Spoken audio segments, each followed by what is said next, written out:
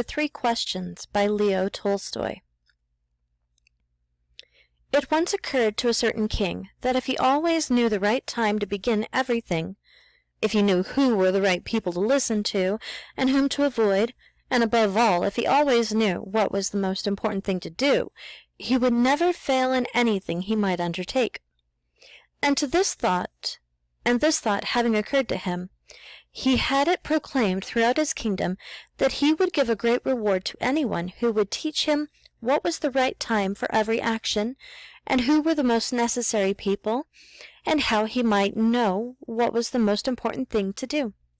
Stop here and answer question number 1.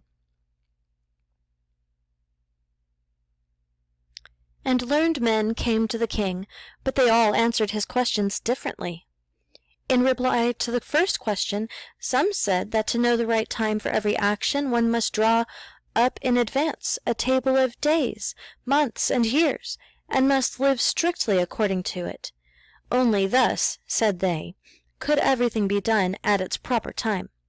Others declared that it was impossible to decide beforehand the right time for every action, but that, not letting oneself be absorbed in idle pastimes, one should always attend to all that was going on, and then do what was most needful.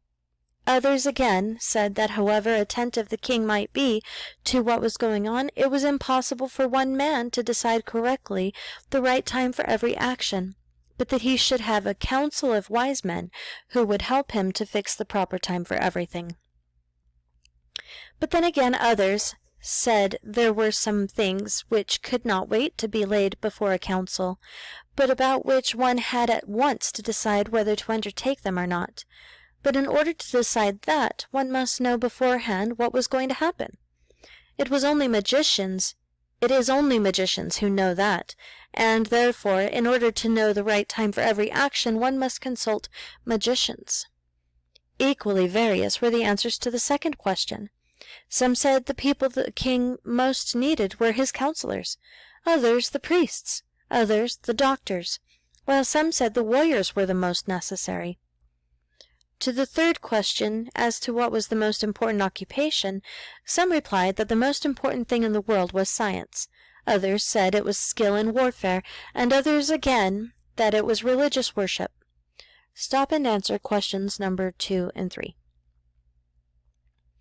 All the answers being different, the king agreed with none of them, and gave the reward to none. But still, wishing to find the right answers to his questions, he decided to consult a hermit, widely renowned for his wisdom.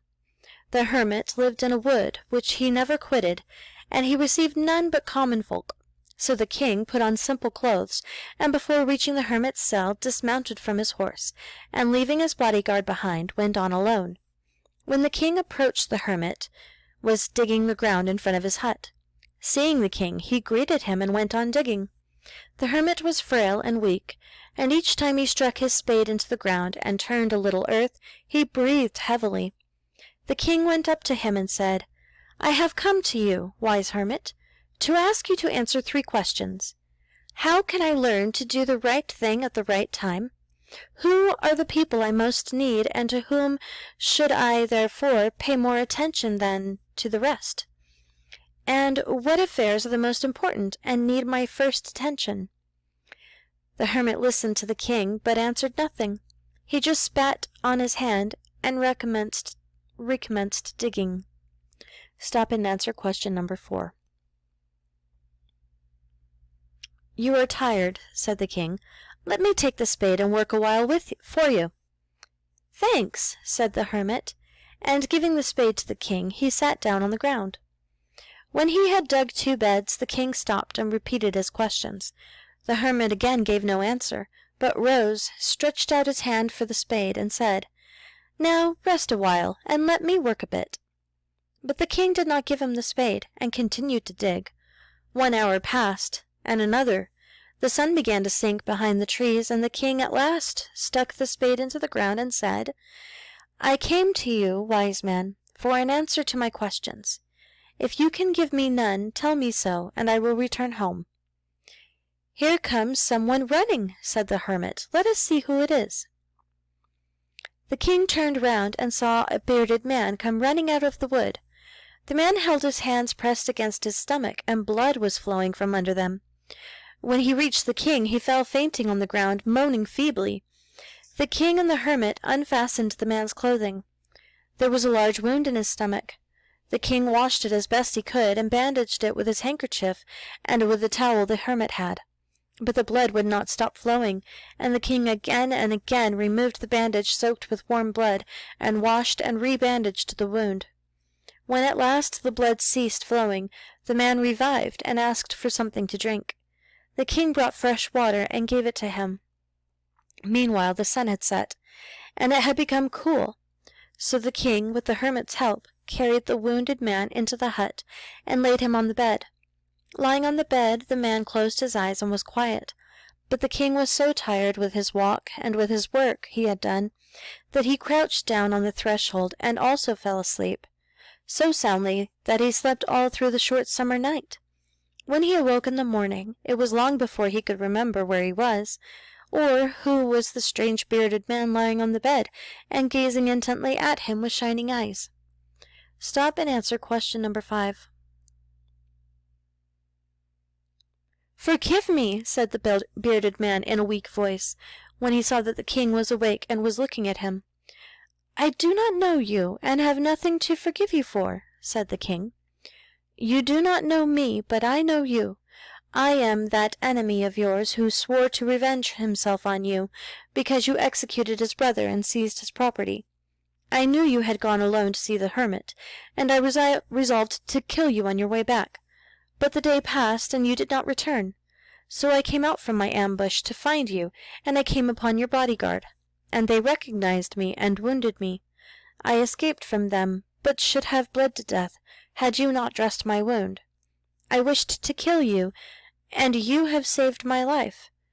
Now, if I live, and if you wish it, I will serve you as your most faithful slave, and will bid my sons do the same. Forgive me." The king was very glad to have made peace with this enemy so easily, and to have gained him for a friend, and he not only forgave him, but said he would send his servants and his own physician to attend him, and promised to restore his property. Stop and answer questions number 6 and 7. Having taken leave of the wounded man, the king went out into the porch and looked around for the hermit. Before going away, he wished once more to beg an answer to the questions he had put. The hermit was outside on his knees, sowing seeds in the beds that had been dug the day before. The king approached him and said, "For the last time, I pray you to answer my questions, wise man." "You have already been answered," said the hermit, still crouching on his thin legs and looking up at the king, who stood before him. "How answered? What do you mean?" asked the king. "Do you not see," replied the hermit, "if you had not pitied my weakness yesterday, and had not dug those beds for me, but had gone your way, that man would have attacked you, and you would have repented of not having stayed with me. So the most important time was when you were digging the beds, and I was the most important man, and to do me good was your most important business. Afterwards, when that man ran to us, the most important time was when you were attending to him, for if you had not bound up his wounds, he would have died without having made peace with you. So he was the most important man, and what you did for him was your most important business. Remember, then, there is only one time that is important, now. It is the most important time, because it is the only time when we have any power. The most necessary man is he with whom you are, for no man knows whether he will ever have dealings with anyone else, and the most important affair is to do him good, because for that purpose alone was man sent into this life. Stop and answer questions number 8, 9, and 10.